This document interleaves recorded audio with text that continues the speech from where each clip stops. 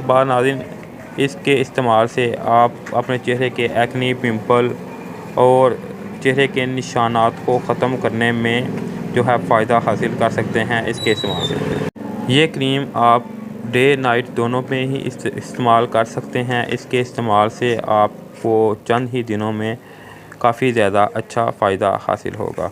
तो नाज़रीन तफ़सील के साथ इस वीडियो में जान लेते हैं। सबसे पहले इसकी पैकिंग को जान लेते हैं। इस तरह की वाइट कलर की पैकिंग में ये मार्केट में दस्तयाब है, जिसके ऊपर cute line beauty cream mention है। इसके अलावा नाज़रीन इन्होंने ऊपर लिखा हुआ है कि ये जो है स्किन को फेयर बनाती है, एक्ने रिमूव करती है, विंकल ख़त्म करती है, यानी कि चेहरे की झुर्रियों को ख़त्म करती है, और इसके बाद जो एज के साथ चेहरे के ऊपर जो है निशानात पड़ जाते हैं इनको ख़त्म करने में मदद देती है।